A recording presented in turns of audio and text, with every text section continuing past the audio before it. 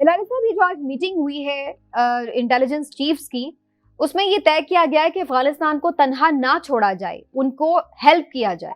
और चाइना का अभी ब्रिगेडियर साहब ने भी रेफरेंस दिया है। उन्होंने ना सिर्फ ये कि इंफ्रास्ट्रक्चर में उनको हेल्प करे, बल्कि उन्होंने बाकायदा पैसों की एड भी दी है। पाकिस्तान ने भी तैयारा भेजा है, उसमें भी कुछ ऐसा ही सामान वगैरह भिजवाया है जो जरूरियात जिंदगी का। तो डू यू थिंक कि जिस तरीके से हेल्प करनी चाहिए इस रीजनल कंट्रीज को, वो इस चीज के लिए आगे बढ़ सकेंगे? अब देखिए, पहली बात तो ये है कि मैं समझता हूँ अगर इनको इमदाद देना था तो फॉरेन मिनिस्टर्स जो मिले हैं वो शायद डिस्कस किया होगा। स्पेशल एनवॉयज इनके मिल चुके हैं, यही 7 मुल्कों के, ये डिस्कस किया होगा। और अगर फाइनेंस मिनिस्टर्स मिलने हैं, देखिए बात यह है कि ये जो मीटिंग था, मेरे में ये मीटिंग कुछ थोड़ा मकसद उसका मुख्तलिफ था। ये मीटिंग क्या था? सबको कंसर्न्स हैं अफगानिस्तान के ऊपर। उज़्बेकिस्तान जानता है कि इस्लामिक आर्मी ऑफ उज़्बेकिस्तान उधर है और उनको अटैक कर रहा है। ईरान को पता है कि एंटी शिया ग्रुप्स हैं, वो अटैक करना चाहते हैं। चाइना को पता है ETMIM, वो वीगर्स जो हैं, वो उनको उधर से अटैक करना चाहते हैं। हम कहते हैं TTP है, दाइश है, इंडिया के साथ फंड होते हैं, वो अटैक करना चाहते हैं। और अलकायदा तो है ही है, और रूस भी, इन सब से कंसर्न है। तो मेरे ख्याल में ये एक बड़ा जबरदस्त अच्छा मीटिंग हुआ। ये मीटिंग बताएगा कि अफगानिस्तान पे इनका निगाह होगा, इनका मॉनिटर करेंगे क्या हो रहा है, एक्सचेंज करेंगे इंफॉर्मेशन, और ये बड़ी अच्छी बात है। इसलिए आपको लग रहा है फोकस सिक्योरिटी होगा इस मीटिंग में? जो फोकस था वो बेसिकली सिक्योरिटी था। बिल्कुल सिक्योरिटी ज्यादा, बिल्कुल। और खासतौर अगर हिंदुस्तान और ईरान ने कोई साजिश करने की कोशिश की, वो भी निकल आएगा। इसलिए कि ये सब लोग, इनके लोग जो हैं, ये देख रहे होंगे कि क्या ये साजिशें हो रहे हैं कि नहीं हो रहे। तो इंडिया जो है वो असल में इंडिया का, CIA का, रॉ का, मुसैद का और NDS का एक जॉइंट नेक्सस चल रहा था अफगानिस्तान के अंदर, और उनका बाकायदा एक जॉइंट ऑपरेशनल सेंटर मौजूद था बदख्शां में, और रफीकाबाद एक जगह अभी वहां पर। अब वो स्ट्रक्चर तबाह हो गया। बगराम एयरबेस के अंदर CIA, NDS का और रॉ का एक ऑपरेशनल सेंटर था। अब बगराम एयरबेस भी खत्म हो गया। तो कुछ ऐसे वैल्यूएबल एसेट्स हैं जो अमेरिका के भी हैं, और उनकी प्रॉक्सीज जो हैं वो अभी अफगानिस्तान के अंदर मौजूद हैं, और इंडिया की भी प्रॉक्सीज मौजूद हैं। तो CIA का जो चीफ इंडिया गया है, वो बुनियादी तौर पे अपना जो लाया अमल उन्होंने 20 साल तक अडॉप्ट किया हुआ है, और उसके अंदर जो उनके चीजें आहिस्ता आहिस्ता डिस्क्लोज होती जा रही हैं, और तालिबान उनके सेंटर पे हमला, उसको कोलैबोरेट और उसको नलिफाई करने के लिए ये अजीत कुमार डेविल से मीटिंग हुई है, उनकी रॉ के चीफ से मीटिंग नहीं हुई।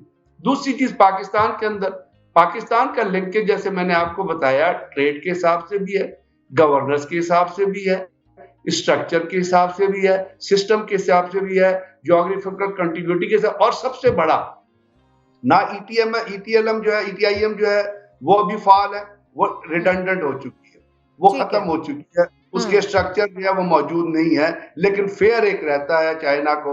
इसी तरह उज़्बेकिस्तान की जो मूवमेंट है वो मौजूद है, और TTP मौजूद है, और TTP के साथ लिंक्ड हैं बहुत सारे दहशत ग्रुप। तो ये जो मीटिंग थी, ये उस चीज को जो रशियन के पास जो इंफॉर्मेशन, पाकिस्तान के पास, इंडिया, ईरान के पास, तेहरान टाइम्स ने एक रिपोर्ट छापी है पंजशीर के बारे में। उन्होंने कहा कि जी पाकिस्तान ने मदद की है अपना पंजशीर में अहमद मसूद की, जो पॉसिबल नहीं है। फोर्सेस इस तरह मूव करती है, प्रोपेगेंडा है, इसके अंदर प्रोपेगेंडा वैल्यू भी है जिसको आपने, तो एक वो ज्यादा अच्छा हो गया कि सबने आपस में बातचीत करके जो है वो चीजों को देख लिया, डायसेक्ट कर लिया। ठीक है, असल में तमाम इनपुट जरूरी है, जिसमें टेक्निकल इनपुट भी है और ह्यूमन इंटेलिजेंस की इनपुट भी है, क्योंकि जब आप इंफॉर्मेशन को एक जगह कोलैबोरेट करते हैं, फिर आप इंटेलिजेंस पिक्चर को डेवलप करते हैं, और वो अफगानिस्तान से एक तो हमारे पे खास जो है, क्योंकि हमारा भी उस जंग में रोल रहा था और हम भी उसमें शामिल हो गए। लेकिन देखना चाहिए जो अमेरिका का था, अमेरिका जब वो हिट हुआ और वो ट्विन टावर्स पे और वो पेंटागन पे वो गया, तो एक जैसे वो एक शेर होता है, जख्मी शेर बिफरा हुआ, तो अमेरिका की वो हालत हो गई, और उनमें एक रौनक सी आ गई थी। और उस वक्त दुनिया की वाहिद सुपर पावर, कोई चैलेंज ना चाइना का चैलेंज था, रूस का तो रहा ही नहीं था, उनका हमारे साथ ये हो गया है। तो उन्होंने इस पॉलिसी पे वो चल पड़े कि हमने मशरिक वस्ता और इसका जो है नक्शा तब्दील करके रख देना है, और उनसे फिर गलतियां हुई। अफगानिस्तान में गए, इराक में गए, फलाने गए। लेकिन जो 9/11 जो करने वाले थे उनकी कैलकुलेशन आप देखें। बाय द वे, मास्टरमाइंड 9/11 के उसामा बिन लादेन नहीं थे, वो तो खालिद शेख मोहम्मद थे, जिनकी अब ट्रायल हो रही है। उसामा बिन लादेन को तो बस बताया गया था कि यह, उसने कहा ठीक है ठीक है ठीक है। वो जो मास्टरमाइंड वेस्टर्न मीडिया ने 20 साल से कह रहे हैं, उसामा बिन लादेन नहीं थे उस तरीके से। पर एक अटैक से अमेरिका उस रास्ते पे चल पड़ा कि उसकी वो जो हैसियत तब थी वाहिद सुपर पावर की, वो 20 साल बाद आज नहीं रही। आज अमेरिका को अपनी पावर, अपनी ताकत की लिमिट्स का एहसास हो रहा है, और बहुत हद तक इराक का जो मिसएडवेंचर था उसका बहुत इसमें करना है, अफगानिस्तान का करना है। और जो तालिबान जिस तरीके से 20 साल की जद्दोजहद के बाद अमरीकियों को वहां से जाने पे उन्होंने मजबूर किया है, उससे अमेरिकन को वो जो है, वो वाली बात है कि हम दुनिया की ऐसी हैं, जैसे उनका वो जॉर्ज बुश का एडवाइजर था कार्ल रोव ने बड़ा फेमस वर्ड्स कहे थे कि हकीकत वो है जिसे हम बनाएं। अगर हम कहें ये हकीकत है तो दुनिया को मानना पड़ेगा ये। वो ऐसी रौनक आज अमेरिकी जबान में नहीं रही। हमारा जहां तक ताल्लुक है, हम कुछ ज्यादा उजलत में शामिल हो गए। जब इराक का जब वो हमले का वो सोच रहे थे अमेरिका, तो उन्होंने तुर्की से कहा था कि हमें जमीनी एक्सेस चाहिए तुर्की से। तुर्की ने कहा था हम पार्लियामेंट में जाके ले जाएंगे, अपने नेशनल असेंबली में। नेशनल असेंबली तुर्की, फैसला हुआ कि $25 बिलियन अमेरिका दे तो फिर हम लैंड एक्सेस देंगे। अमेरिका बिल्कुल चुप हो गया। उसके बाद उन्होंने लैंड एक्सेस की बात नहीं की। वो तो जो यहाँ पे बहुत सारी किताबें भी लिखी जा चुकी हैं कि अमेरिकी डिमांड इतने थे, और उन्होंने, जैसे आप एक दुकान पे जाके वो थोड़ा सा आप वो बार्गेनिंग करते हैं, तो उन्होंने डिमांड ज्यादा दिए, हम सारे के सारे मान गए। एक चीज अभी तक पाकिस्तान में नहीं आई। तब हमारे जो DG ISI थे वो वहां पे अमेरिका में थे उस दिन, जिस दिन 9/11 का ये हुआ था, और हमारी बड़ी एक होनहार सफीर भी थी। उन्होंने क्या यहाँ हुकूमत को बताया? हुकूमत जिस पैनिक में आ गई थी जनरल मुशर्रफ की, वो क्या वजूहात थे, वो एटमॉस्फेयर क्या था, क्या इंटरनल डिबेट हमारी क्या थी? बड़े यहाँ पे बैठे हुए थे, मैं नाम अब क्या लूं, बड़े फन्ने खान अपने आप को समझते थे। उन किरदारों का रोल क्या रहा? वो पाकिस्तान को फिर जो हमने किया, हमसे फिर ये गलती हुई। अलकायदा जो अफगानिस्तान में था, जब हमले वहां हुए, वो सारे का सारा अलकायदा हमारे कबायली इलाकों में आ गया, और उन्होंने यहां ठिकाने बना लिए। ठिकाने बनाए, और जो पुराना कबायली स्ट्रक्चर कबायली इलाकों का था, अलकायदा ने उसे मलियामेट कर दिया। चुन चुन के लोगों को गोली। जो वहां की हैयत है हमारे कबायली इलाकों की, अलकायदा के आने से, फिर TTP के बनने से, वो वहां पे तब्दील हो गई।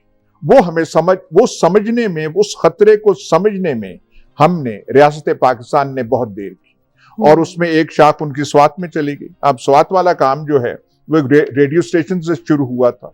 रेडियो स्टेशन पे बस कई जा रहे हैं, लेकिन उस खतरे का एहसास नहीं हुआ। हत्ता कि फिर ऐसे ही हुआ कि पूरे स्वात पे उन्होंने कब्जा कर लिया।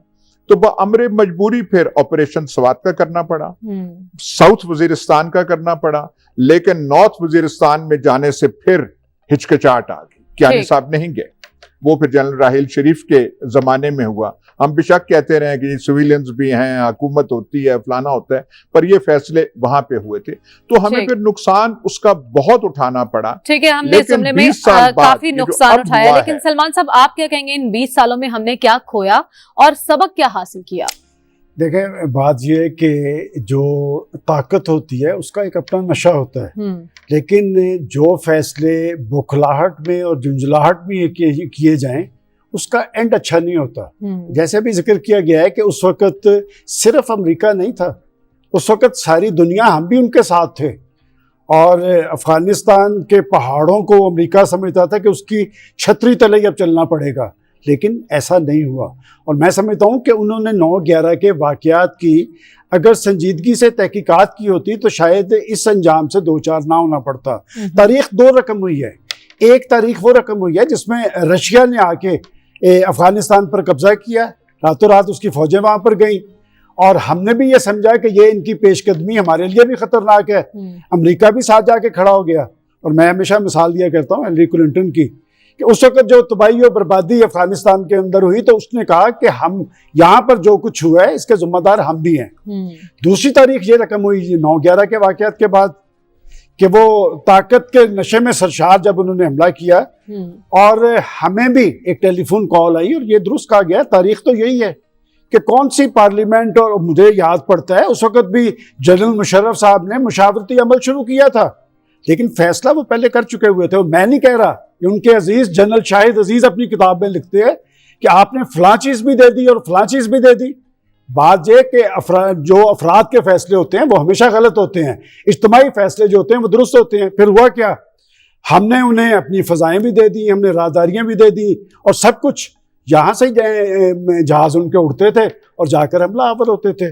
और ये अब तारीख एक रकम होने जा रही है। और मैं समझता हूँ, मुझे एक डर लग रहा है कि हम एक दफ़ा फिर खित्ते के अंदर एक अहम हैसियत हासिल करने में कामयाब हो रहे हैं। डर किस बात का? देखिए, बात यह कि पाकिस्तान ने एक लाइन ली और पाकिस्तान ने एक जिम्मेदार मुल्कियत होने का सबूत दिया, किसी के साथ फरीक बनने से इनकार किया और यही कहा कि जी वहाँ पर एक ऐसी हुकूमत बननी चाहिए जिससे वहाँ पर अफगानिस्तान के अंदर अमन और इस्तेहकाम भी हो और खित्ते के ममालिक। देखिए, आज 5 ममालिक इंटेलिजेंस चीफ्स का एक इजलास हुआ है इस्लामाबाद में और उसमें रूस भी था, चीन भी था, ताजिकिस्तान भी है, ईरान भी है, पाकिस्तान। ये सारा कुछ ये क्यों हो रहा है? सब अपने अपने मफादात देख रहे हैं। मैं समझता हूँ कि जब मैं ये कह रहा हूँ कि हम अहम मुल्क बनने जा रहे हैं, हमने हमेशा जो हमें अहमियत का मौका है वो मिलता है लेकिन हम उसे गंवा देते हैं। और अब भी ये जो मैं कह रहा हूँ कि अहम मुल्क बनने जा रहे हैं, इसमें पाकिस्तान के अंदर सियासी इस्तेहकाम नागुज़ीर है। देखिए, बात यह है कि अगर हमें ये मौका मिल रहा है तो पाकिस्तान अंदरूनी तौर पे मजबूत होना चाहिए, हमारी मुईशत जो है बहाल भी होनी चाहिए और तरक्की के सफर पे गामजन भी होनी चाहिए। लेकिन अगर पाकिस्तान की अंदरूनी सूरत यही रहेगी, और वो एक खतरनाक बात मैं जरूर उसकी निशानदेही करना चाह रहा हूँ कि अमेरिका ने पत्थर चाट लिए हैं, पत्थर चाट के वो गया है। अब वो CIA के एहलकार मंडलाते फिर रहे हैं, इसलिए कि अगला टारगेट उनका चीन है। वो यहाँ से अपने इत्तेहादी ढूंढ रहे हैं। और मैं समझता हूँ, एक क्रेडिट मैं हमेशा इमरान खान साहब को देता हूँ कि 2011 से ये कहते आ रहे हैं कि हम अपना कांधा नहीं फराहम करेंगे, और अमेरिका ने हमेशा पाकिस्तान को इस्तेमाल किया है। वो फिर यहाँ के दौरे कर रहे हैं।